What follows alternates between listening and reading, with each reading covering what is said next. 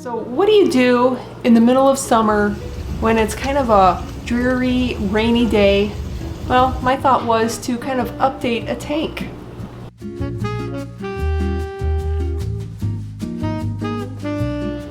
Welcome to the small Scape. There are two tanks in our kitchen. They're both like 3.5 gallon, they're bookshelf tanks. And the one, I originally scaped it for winter and I wanted to do it kind of seasonal. I haven't gotten around to it. I did nothing for spring, but summer is here and it was rainy out and I said, yeah, I think I'm gonna update it a little bit, not rescape it, because there are babies in there. And these are baby Heteranodria formosa. And the regular adult-sized fish are small to begin with, but these babies are super tiny. But my main concern was to keep them safe. So not do a whole lot of changes, be very careful with them. And I do have actually 2 or 3 blue dream shrimp in there as well, but I wasn't gonna do anything major. That's pretty funny because I saw the craziest thing happen and I would have gotten it on camera if I wasn't freaking out so much to save the little guy. But let's go through the rescape. Oh yeah, did I mention the green hair algae? Yes, this tank does have a little situation going on that I wanted to remedy, and I do have a bunch of little plants that I wanted to add. I did want this gangly little Anubias. I was done with it. I know I left it there for a while, but look at all that it's attached itself to. Really beautiful, and unfortunately all of my very tiny Anubias that's in here is kind of stuck in the green hair algae, as you can kind of see. So not only did I have to be really careful not to pull any critters out, but I had to go in and kind of forage out my little tiny Anubias. And it did attach itself to a lot of gravel, which sometimes that actually helps pulling out the green hair algae when it attaches itself to something that you can actually just pull out of the tank. But the problem with this and why it actually started is the light. I don't know, a few weeks ago I had done a video where I switched out the light because I had this short light that didn't cover both tanks. And when I put the timer, I had too many hours. So it went from basically a couple hours a day, probably to lighting it up for who knows. So I have reduced the hours of light that it is getting throughout the day. And then this is just kind of, I guess you could call it fun. I kind of do a cotton candy sort of method sometimes, and that helps, but you just have to kind of keep on top of it. And it was just supposed to be very simple.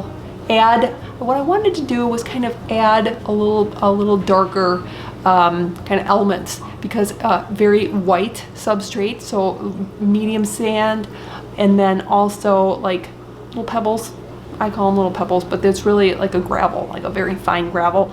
And it was really pretty for winter. I had it to go with my my winter picture, but I decided to pull out the, whatever it's called, zebra rock. I've always just called it zebra rock. I was very careful to pull them out without hurting anybody, and then the substrate did not kind of cave in. But I replaced it with just a few pieces of cerulean stone, because that's what I already have in there. And then I decided to add maybe a larger piece of driftwood, which is actually a very small piece of driftwood. And it's recently come out of a tank that was one of the 4, I believe one of the 4 tanks in the studio, I believe. But it hasn't been out of a tank for that long, maybe a number of weeks, and decided to put that in. It was working great. It did get a little cloudy, but it can do that when you're kind of knocking up stuff. But I didn't even do any kind of a gravel vac because I wanted things to kind of settle before I did the gravel vac, because I needed to make sure all the babies stayed safe. So they're so tiny. And it's always fun to add tiny plants into tiny tanks. I had a number of little Anubias. They're actually baby Anubias nanji, however you pronounce it.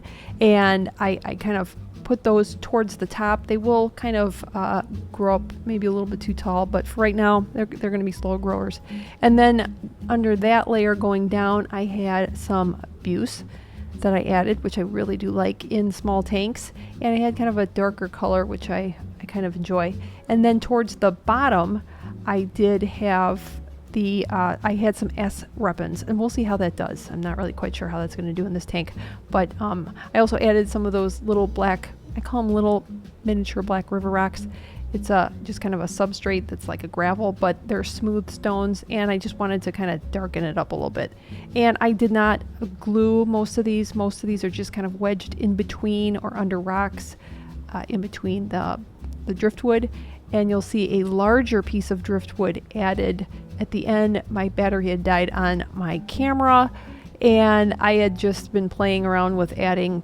I'm like, no, it still needs something else. I have very skinny pieces of driftwood in here already, but I wanted something a little bit more, I don't know, like more meaty, kind of sticking out of the water. So I do find something later on that you'll see in just a little bit. And then I did a little bit of a cleanup really carefully.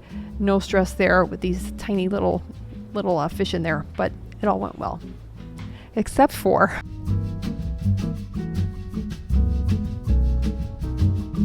and then I saw the darndest thing on top of the little mountain that sticks out of the water.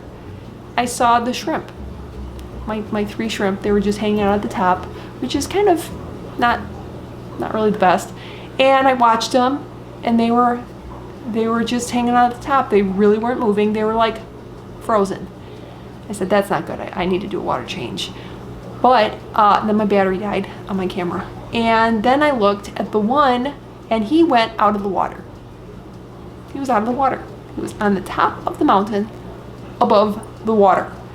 I'd never seen that before. It freaked me out, and I said, what are you doing? Why are you out of the water? You need to be in the water. So I just knew something was not right. Shrimp are very, they're very susceptible to water change parameters, and if you change anything too fast on them, they will not be happy. That's what they will typically do. They'll freeze. And so I did my water change, probably 30 to 40%. They were fine, but boy did that freak me out.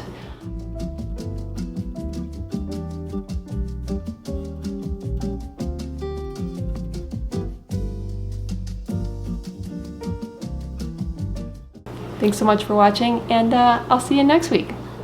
And here's your teaser for next week's video, and that is the 3.5 gallon that's next to today's video.